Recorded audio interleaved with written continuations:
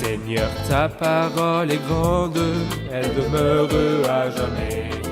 Ta parole est infaillible, rien ne peut la supprimer.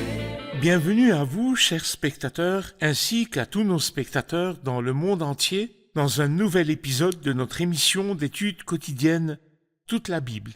Dans notre étude du livre des psaumes, nous sommes arrivés aux psaumes 46, 47 et 48. Si vous nous regardez pour la première fois et que vous souhaitez revenir aux épisodes précédents, vous trouverez tous les livres que nous avons étudiés ainsi que les épisodes précédents du livre des psaumes sur notre site web toutelabible.net.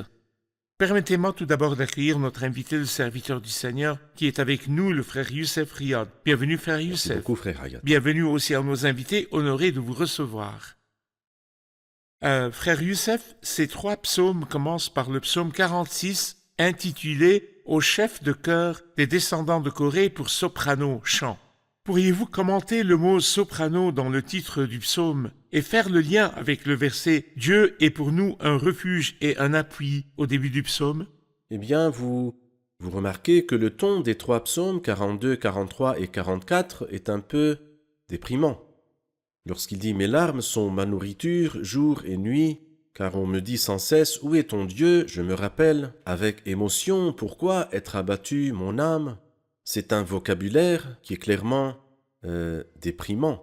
Le psaume 44 se termine par le verset « Nous sommes affalés, nous rampons par terre. Lève-toi pour nous secourir, délivre-nous. » Mais le ton ici, dès le début de 46, 47 et 48, est celui de la joie, de la louange et de la confiance. Le milieu, le centre est le psaume 45 qui vient séparer trois psaumes de trois autres psaumes. Le psaume 45 parle du Christ, de se concentrer sur le Christ. Le Christ apparaît sur scène, et lorsque le Christ apparaît sur scène, il fait la différence. Avec la nation, au futur prophétiquement, il fera une différence. Avec moi, dans ma vie personnelle, quand le Christ n'apparaît pas, je suis triste et misérable.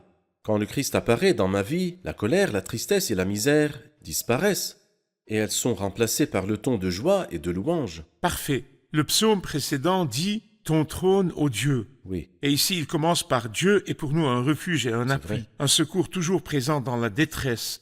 C'est pourquoi nous sommes sans crainte quand la terre est bouleversée, quand les montagnes sont ébranlées au cœur des mers, et que les flots de la mer mugissent, écument, se soulèvent jusqu'à faire trembler les montagnes. » Pause. Les descendants de Corée ont écrit ces paroles. Quelle est la pertinence de ces paroles pour les descendants de Corée? Bien sûr, ils ont une histoire de catastrophes naturelles qui se sont abattues sur eux. Comment peuvent-ils ne pas avoir peur de ce qui se passera à l'avenir? En effet, leur père, le grand Corée, la terre s'est entr'ouverte et l'a englouti, avec ses compagnons. Mais ils disent, même si la terre est bouleversée, même si les montagnes sont ébranlées, moi je vois que le plus beau langage de confiance, de paix, de calme et de tranquillité est celui des versets 2 jusqu'à 4 du psaume 46, et que les images de joie les plus belles et les plus claires sont celles des versets 5 jusqu'à 8 lorsqu'il dit « Les bras d'un fleuve réjouissent la ville de Dieu, le sanctuaire des demeures du Très-Haut. » Le verset que vous venez de citer, « Les bras d'un fleuve réjouissent la ville de Dieu, le sanctuaire des demeures du Très-Haut ». Et juste avant, il parle des eaux destructrices, des inondations destructrices. J'aimerais faire un contraste entre les inondations destructrices, les grands débordements, et le fleuve dont les bras réjouissent la ville de Dieu. Où voyons-nous cela et que pouvons-nous en apprendre? Oui, l'image présentée au verset 3, par exemple, et au verset 4, est une image de déchaînement. Il dit « C'est pourquoi nous sommes sans crainte quand la terre est bouleversée. » Et ensuite, il dit « Quand les montagnes sont ébranlées au cœur des mers. » L'image est très claire, mais j'aimerais bien la considérer comme une métaphore symbolique. Dans la Bible, les montagnes symbolisent les gouvernements, et les mers symbolisent le vacarme des peuples et des nations. Et je pense que nous vivons dans une époque où les gouvernements ont été engloutis par l'eau. C'est-à-dire beaucoup d'hommes étaient des montagnes, et en fait, on pensait peut-être que rien ne leur arriverait des montagnes, solides et immuables, mais ces montagnes ont été ébranlées au cœur des mers et elles ont été perdues dans des révolutions populaires qui ont détruit des peuples et des royaumes qui sont très puissants. Contre lesquels les peuples se sont soulevés. Et pourtant, le pieux, croyant au milieu de ces circonstances, terrifiante qui effraie les puissants. Ne crains pas, c'est pourquoi nous sommes sans crainte. Quand la terre est bouleversée, quand les montagnes sont ébranlées au cœur des mers, d'autre part, il y a un fleuve. Le fleuve nous parle de calme, de tranquillité, de prospérité. Ce fleuve ne parle pas du tout de fureur, d'inondation ou de renversement, mais il dit les bras d'un fleuve, qui sont en fait les petits ruisseaux qui alimentent tous les lieux de bonté et de prospérité pour produire des récoltes. Les bras d'un fleuve réjouissent la ville de Dieu, le sanctuaire des demeures du Très-Haut. Vous avez mentionné au début que les versets 2 à 4 parlent de la bénédiction de la confiance. Oui. Y a-t-il une autre division de ce psaume selon les idées principales afin que nous puissions comprendre les idées qu'il contient? En effet, comme nous l'avons déjà souligné, les versets 2 à 4, une confiance tranquille, malgré les circonstances bouleversantes qui nous entourent. Nous ne craignons pas. Du verset 5 jusqu'au verset 8, une belle image de joie et de prospérité. Et je pense que quand le Seigneur apparut, à lui toute la gloire, après sa résurrection des morts, il a d'abord dit que la paix soit avec vous. Après quoi, les disciples furent remplis de joie en voyant le Seigneur. Et les derniers versets, du verset 9 jusqu'à la fin du chapitre, nous parlent de deux choses qui peuvent sembler contradictoires. Il dit de Dieu les actes dévastateurs qu'il a accomplis sur la terre. Le verset suivant, c'est lui qui a fait cesser les combats jusqu'aux extrémités de la terre. En d'autres termes, il a permis la désolation à cause de la méchanceté de l'homme, mais après avoir permis cette désolation, il a fait cesser les combats jusqu'aux extrémités de la terre, et la Bible nous dit que nous devons mettre notre confiance totale en ce Dieu. Et il est beau que l'avant-dernier verset, le verset 11, dise « Arrêtez et sachez que je suis Dieu, prenez courage, restez calme ». Mais j'aime toujours faire le lien avec le verset d'Ésaïe, chapitre 2. Arrêtez de placer votre confiance dans l'être humain, sa vie n'est qu'un souffle, quelle est en effet sa valeur? Arrêtez, gardez votre calme, et sachez que je suis Dieu. Le psaume commence par Dieu, Dieu est pour nous un refuge et un appui, et se termine par Dieu, arrêtez et sachez que je suis Dieu. Nous allons faire une pause puis prendre une question du public. Chers spectateurs, je vous retrouve après la pause, ne quittez pas. Les trois psaumes, du 46e au 48e, forment une petite collection d'images prophétiques du règne du Christ. Le 46e psaume est intitulé « Au chef de chœur des descendants de Corée pour soprano chant ». Le mot soprano désigne ici les jeunes filles ou la voix des jeunes filles. C'est un type de voix dans le chant qui convient aux jeunes filles. Le psaume nous renvoie à un chant de salut et de triomphe chanté par Myriam et les femmes après leur traversée de la mer Rouge.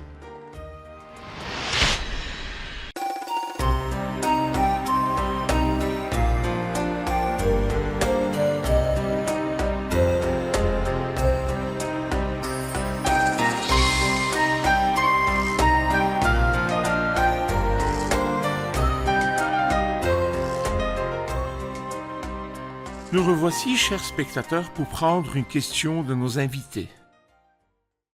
Le verset 6 dit « Dieu est au milieu d'elle, elle n'est pas ébranlée. Dieu la secourt dès le point du jour. » Pourriez-vous nous expliquer ce verset? Ce verset a besoin d'une explication, frère Youssef.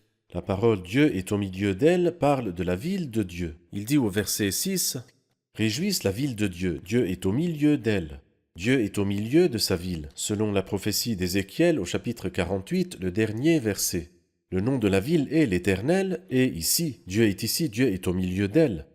Puis il la secourt, il secourt la ville, dès le point du jour, c'est-à-dire à la fin de la nuit, tout comme le Christ est venu à ses disciples à la fin de la nuit. Ici, il la secourt dès le point du jour. Je pense qu'il y a un beau verset dans Ésaïe chapitre 17, au verset 14, qui nous l'explique. Du verset 12, quel vacarme font les peuples dans leur nombre, leur vacarme est pareil au grondement de la mer. Quel tapage font les nations, leur tapage est pareil à celui d'une eau puissante. Ensuite, il dit au verset 14, quand vient le soir, c'est une ruine soudaine. Avant le matin, il ne reste plus rien. Voilà quelle est la part réservée à ceux qui nous dépouillent, quel est le sort de ceux qui nous pillent. Une ruine soudaine quand vient le soir. Cependant, avant le matin, il ne reste plus rien. Les ennemis ont disparu. Pourquoi ? Parce que justement, Dieu l'a secouru dès le point du jour. Il doit intervenir même si nous pensons qu'il tarde. Exactement. Mais il répond et répond et répond à ceux qui le cherchent. S'il tarde, Tout à fait. il fera justice à ceux qu'il a choisis. C'est juste. Frère Youssef, passons au psaume 47, également intitulé Des descendants de Corée. Ma première question est la suivante. Quel est le sujet du psaume 47? Il y a le mot roi. Dieu est le roi de toute la terre. Le De Christ toute la terre. De toute la terre, oui, c'est répété plus d'une fois au verset 3. Il est un grand roi de toute la terre. Ensuite, au verset 8, car Dieu est le roi de toute la terre. Oui, il est répété plus d'une fois dans ce psaume qu'il est roi de toute la terre. Oui. Parfait. Il s'agit donc du Christ qui est le roi de toute la terre et de l'appel lancé à toutes les nations de battre des mains et de pousser vers Dieu des cris de joie. Ma question est la suivante. Quand et comment? Comment la terre battra-t-elle des mains et poussera-t-elle vers Dieu des cris de joie? Et quand toute la terre battra-t-elle des mains et poussera-t-elle vers Dieu des cris de joie? Oui, eh bien, certaines personnes appliquent cela aujourd'hui, mais n'oublions pas ce que nous dit Romains chapitre 8. La création tout entière soupire et souffre les douleurs de l'accouchement. Mais sera-t-elle réconciliée? La terre sera-t-elle réconciliée? Dieu répondra-t-il à la terre? Osée chapitre 2 dit « Sera-t-elle réconciliée ?» Colossiens 1 dit « Oui ». Y aura-t-il des temps de rafraîchissement et un moment de restauration totale? Acte 3 dit « Oui ». La création sera-t-elle libérée de l'esclavage? Romains 8 dit « Oui ». Lorsque le Christ régnera à ce moment-là, vous, tous les peuples, cela s'accomplit-il aujourd'hui? Tous les peuples, tous les hommes? Quel est le pourcentage de ceux qui aiment Dieu pour commencer? Combien de personnes nient l'existence de Dieu pour commencer? Le nombre d'athées qui a augmenté aujourd'hui. Non, certainement, cela s'accomplira littéralement lorsque le Seigneur de l'univers régnera sur toute la terre. L'appel est maintenant lancé à toutes les nations pour se repentir. Dieu annonce Exactement. maintenant à tous les êtres Tous les humains, hommes. partout où il se trouve, qu'il doit changer d'attitude. C'est vrai. Mais quand le Christ viendra régner, toute la terre poussera des cris de joie et toutes les nations seront appelées à pousser des cris de joie en l'honneur du Seigneur. Supposons que toute l'humanité chante aujourd'hui en l'honneur du Seigneur. Cela lui plairait-il? Il dit au méchant, quoi donc, tu énumères mes prescriptions et tu as mon alliance à la bouche, éloigne de moi le bruit de tes cantiques. Dieu, comme vous l'avez dit, veut la repentance, avant les chants et les battements des mains, mais qu'il chante et batte des mains tout en vivant dans l'impureté et le péché, il ne veut pas de cela. La Bible nous apprend, frère Youssef, que jusqu'au moment de la moisson, il y aura du blé et Exactement. de l'ivraie. Très Elle ne bien. nous dit pas que tout le champ se transformera en blé. Pas du Il y aura tout. de l'ivraie jusqu'au moment de la C'est moisson. vrai.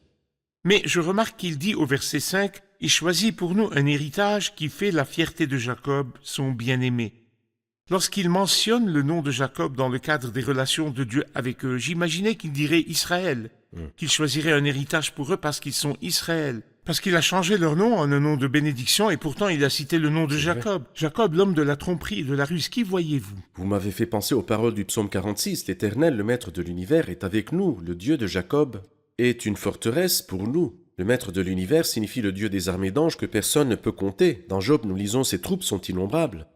Ces anges que personne ne peut compter. Le Christ est le Seigneur des armées, mais en même temps, il est le Dieu de Jacob, c'est-à-dire celui à qui tous ces anges se soumettent, se soucie d'un seul croyant. Et si vous me le permettez, ce croyant n'est pas le meilleur. Ce croyant-là, c'est Jacob, Jacob qui était souvent trompeur et malhonnête. Mais Dieu se soucie-t-il de Jacob? Cela remplit mon cœur de joie et de paix, parce que s'il se soucie de Jacob, il pourrait tout aussi bien se soucier de moi. Parfait. S'il n'était que le Dieu d'Abraham, comme il le dit dans le psaume 48, s'il n'était que le Dieu d'Abraham, où serais-je et où serait Abraham? Mais le Dieu de Jacob, cela marche. C'est une espérance pour moi Il y a et pour d'espoir. tous ceux qui sont comme Jacob. Parfait. C'est vrai. Verset 7, chantez en l'honneur de Dieu, chantez, chantez en l'honneur de notre roi. Oui. Chantez car Dieu est le roi de toute la terre, chantez un cantique. Dieu règne sur les nations, Dieu siège sur son saint trône. Il répète ici plus d'une fois que celui qui va régner, c'est Dieu. Oui. Que celui qui siège sur son trône, c'est Dieu. Que celui qui jugera les peuples, c'est Dieu. Et nous savons que celui qui siégera sur son trône et régnera, c'est le Seigneur Jésus-Christ. Qui voyez-vous? J'y vois deux choses. La première, c'est que le Christ est Dieu. Parfait. C'est la première chose, tout simplement. La deuxième chose, c'est que le Christ régnera pour Dieu et qu'une ancienne pensée de Dieu s'accomplira. Il l'avait donné à Adam et Adam a failli. Adam, je t'ai créé à mon image et à ma ressemblance, afin que tu domines. Mais malheureusement, Adam a failli. Mais les hommes ont offensé le gouvernement théocrate et ont permis à tous ceux qui gouvernent de quelque manière que ce soit, par le meurtre et par la cruauté et par l'effusion de sang et l'attribuer à Dieu. Il y aura une personne qui pourra vraiment représenter Dieu et dont le gouvernement sera vraiment le gouvernement de Dieu. Et cette personne est le Christ. Il est dit ici que le Christ est roi. Nous voulons savoir le roi de qui? Nous savons d'après l'épître aux Éphésiens que le Christ est également la tête. Nous devons distinguer entre la tête de qui et roi de qui. Eh bien, il n'est pas correct de dire que le Christ est le roi de l'Église, et cette expression n'apparaît absolument pas dans la Bible sainte, bien qu'elle soit parfois utilisée dans des cantiques. Mais c'est une erreur. La relation du Christ avec l'Église est celle de la tête et du corps. Je ne peux pas vraiment être le roi de mon corps, mais je suis la tête de mon corps. Et ici, le sens est infiniment plus fin et plus sublime. Jamais personne n'a détesté son propre corps, au contraire, il le nourrit, en prend soin, tout comme le Seigneur le fait pour l'Église. Le Christ est roi, oui, il est roi de la terre, roi de son peuple terrestre. Même par rapport à nous, dans le royaume des cieux, nous reconnaissons que le Christ est notre roi. Mais dans sa relation avec le corps, il est la tête et nous sommes le corps. C'est une relation plus intime et plus étroite et plus merveilleuse. Il est donc la tête de son corps, l'Église, et il est le roi de son peuple et de toute la terre dans le futur. Tout à fait. Nous allons faire une pause puis prendre une question du public. Chers spectateurs, je vous retrouve après la pause, ne quittez pas.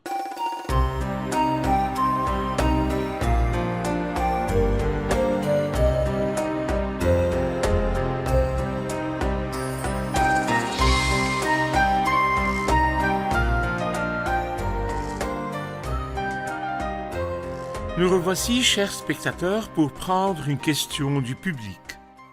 La question? Que veut dire le verset 10 du psaume 49, « Les princes des peuples s'unissent » Frère Youssef, au verset 10, les princes des peuples s'unissent au peuple du Dieu d'Abraham. Qu'est-ce que cela signifie? Qui sont les princes des peuples?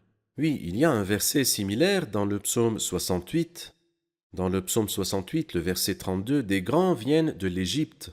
L'Éthiopie accourt les mains tendues vers Dieu. » Il semble que tous les pays, que tous les peuples, au moment du règne du Christ, enverront les princes des peuples, où les rois de la terre, vont aller pour adorer le roi des rois.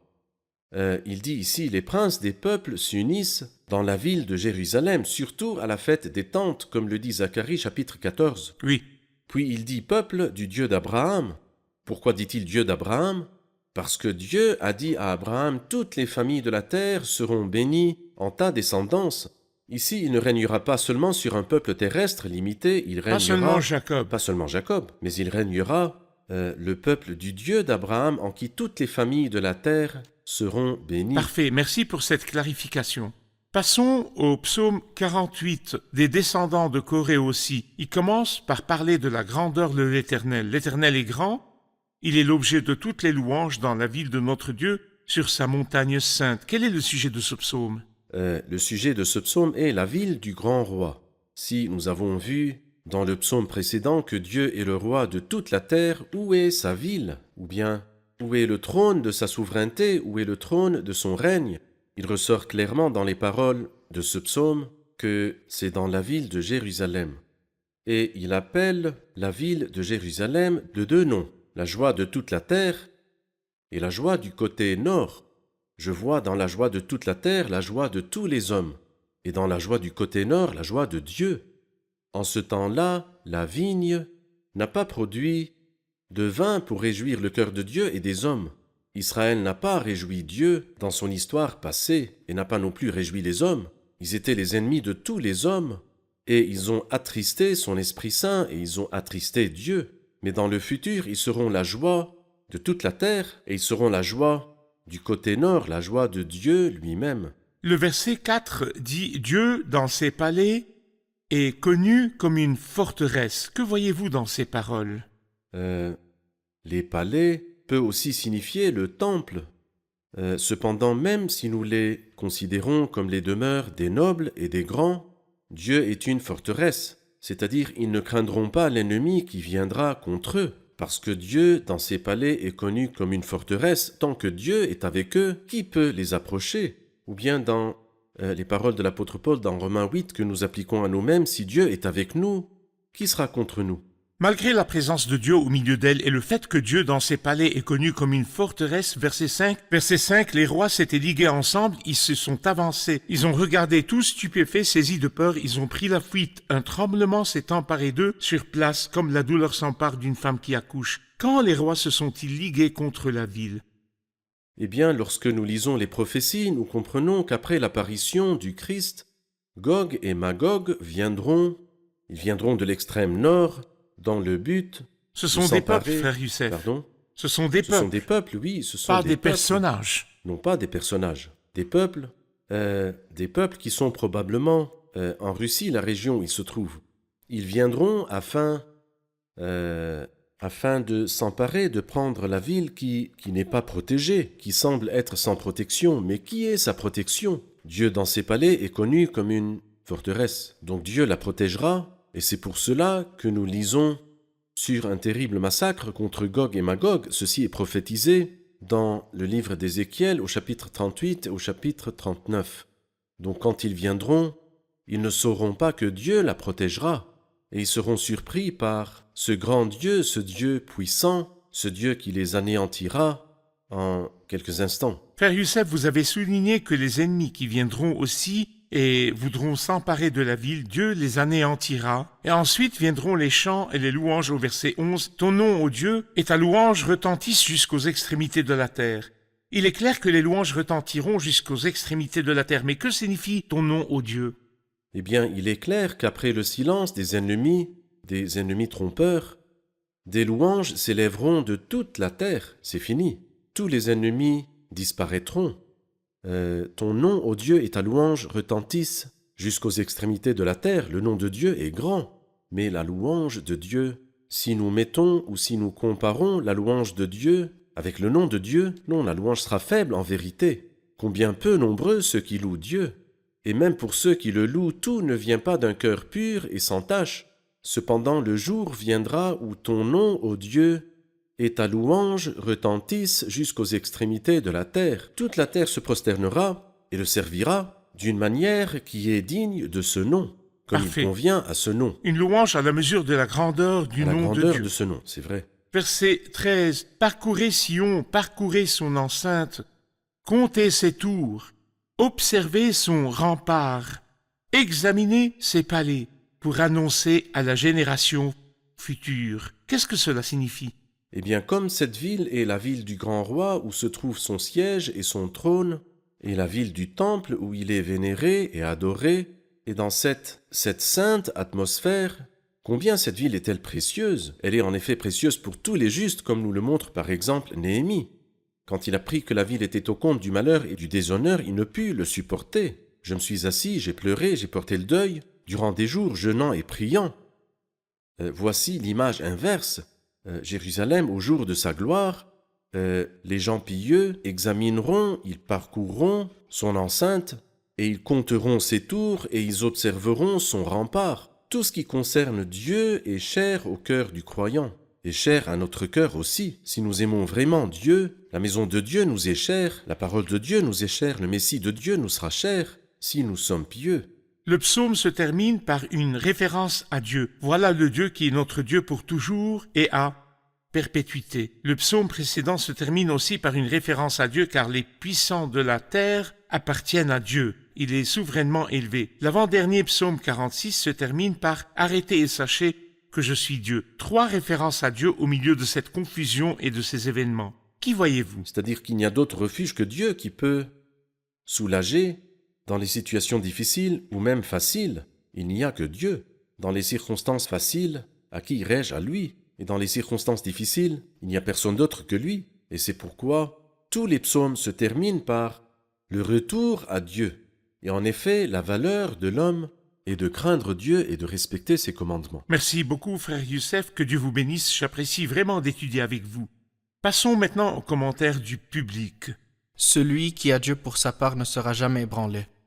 J'aime le verset 12 du psaume 46 qui dit « L'Éternel, le Maître de l'univers, est avec nous. Le Dieu de Jacob est pour nous une forteresse. Il accepte d'être le Dieu de Jacob, l'homme malhonnête. » J'aime la grâce de Dieu dans ce verset. Le verset 11 du psaume 46 dit « Arrêtez et sachez que je suis Dieu.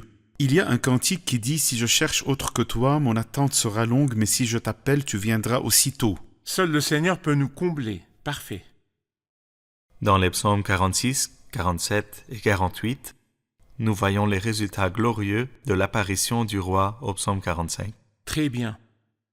Je suis encouragé par le fait que Dieu est le Dieu d'Abraham, et le Dieu de Jacob, le Dieu du croyant fort et le Dieu du croyant faible. Parfait. Merci, que Dieu vous bénisse. Merci, frère Youssef. Nous poursuivrons notre étude dans le prochain épisode. Chers spectateurs, si vous êtes un enfant de Dieu et que vous vivez dans un endroit où règne l'agitation et toute la terre est maintenant en proie à l'agitation, les peuples sont troublés. Comme nous l'avons appris, les peuples sont comme les eaux. Ils se soulèvent contre leurs chefs, contre les montagnes et les renversent. Tant de peuples se sont soulevés contre leurs chefs et les ont engloutis. Mais votre part est la stabilité, la paix et la tranquillité. Si le monde autour de vous est agité, votre héritage est un fleuve dont les bras réjouissent, la ville de Dieu, un fleuve dont les eaux coulent calmement et paisiblement. Ne craignez pas. Pourquoi? Parce que Dieu est pour nous un refuge et un appui. Aux yeux des gens agités autour de vous, vous semblez être d'une autre planète, d'un autre monde. Comment ne pas paniquer comme eux? Comment ne pas craindre comme eux? En fait, vous avez une raison qui vous permet de rester calme et paisible et d'avoir un cœur rempli de paix parce que Dieu est pour nous un refuge et un appui, un secours toujours présent dans la détresse. Mes frères qui souffrez partout dans le monde en ce moment, mes frères qui vivez dans un lieu où il y a des troubles en ce moment, mettez votre confiance dans l'immuable. Dieu qui est pour nous un refuge et un appui, et détournez vos yeux de tout ce qui est instable. Sachez que tout passe, tout se perd. Mettez votre confiance dans le Christ immuable. Dieu est pour nous un refuge et un appui. Je vous revois dans le prochain épisode. Que le Seigneur soit avec vous.